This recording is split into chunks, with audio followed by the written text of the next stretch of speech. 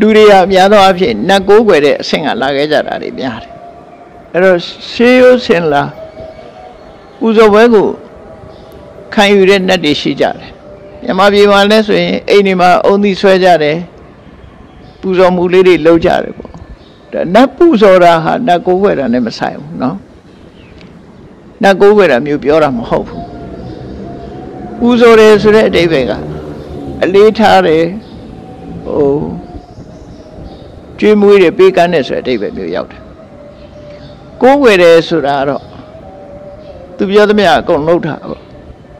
သူစကားပဲအကုန်နားထောင်တယ်ဆိုတော့မှကိုးကွယ်တာဆိုတော့ကိုယ့်အိမ်ဧည့်သည်လာလို့ရှင်ဘယ်သူပဲလာထမင်းတန်ထမင်းကော်ဖီတန်ကော်ဖီဆိုပြီးအခါညတာအဲ့ဒီအခါနာလဲပူဇော်တယ်လို့ခေါ်တာဟောစပြီးကိုယ်လာတဲ့ဧည့်သည်ကိုကအခါနဲ့ကျွေးမွေးတယ်ဆောင်းလျှောက်တယ်အဲ့ဒါလိုပဲကိုမမြင်ရတဲ့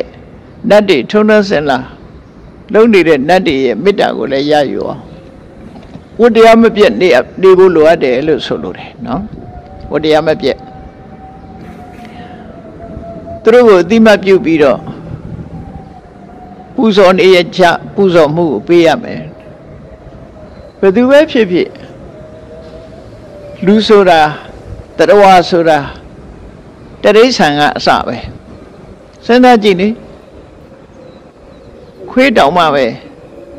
ကိုယ်ကမေတ္တာရှိပြီးတော့သူ့ကိုကျွေးတယ်မွေးတယ်ဆိုလို့ရှိရင်ကိုယ့်ပေါ်မှာသူမေတ္တာတက်ရောက်တာပဲနော်မေတ္တာတက်ရောက်တယ်အဲ့တော့တရိษံကတော့မှပဲအမှန်တန်ရိုင်းပြတဲ့ကြားကြီးတွေကစနော်ချင်းသေးတွေကစမွေးထားကြတာတွေရှိတယ်အဲ့ဒါတွေဟာကိုယ်ကမေတ္တာတက်ရောက်ပြီးတော့နေလို့ရှိရင်သူတို့မေတ္တာအပြန်လှန်တော့လာတာပဲအလုံးလာအဲ့တော့လူတွေဆိုပဲမလားပဲရှိမှာကိုမမြင်ရတဲ့နတ်တွေကလည်းပဲအဲ့ဒီလိုကိုယ်မေတ္တာတုံ့ပြန်မယ်ဆိုတာကိုသဘောပေါက်ရမှာပဲနော်မြင်ရတဲ့သတ္တဝါရှိသလိုမမြင်ရတဲ့သတ္တဝါတွေရှိတယ်အဲ့ဒီမမြင်ရတဲ့သတ္တဝါတွေကလည်းကိုယ်ပေါ်မှာငါ့ကိုအလေးပြုတယ်ငါ့ကိုမေ့မထားဘူးပြစ်မထားဘူးဆိုပြီးသူတို့လည်းကျေနပ်မှာပဲလေတာအဲ့ဒီကျေနပ်မှုရအောင်မမြင်ရတဲ့သတ္တဝါဖြစ်တဲ့နတ်တွေရဲ့ကျေနပ်မှုကိုရအောင်ဒီ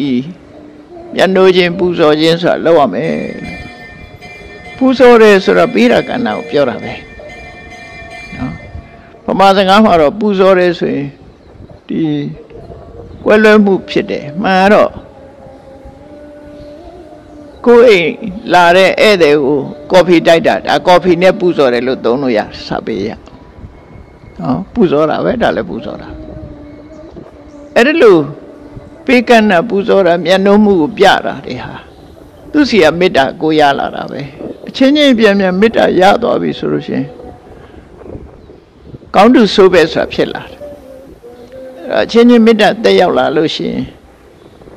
ကိုယ်ဟာကြီးပွားတိုးတက်ဖို့အနေအထားတစ်ခုထောက်ကူဖြစ်လာတယ်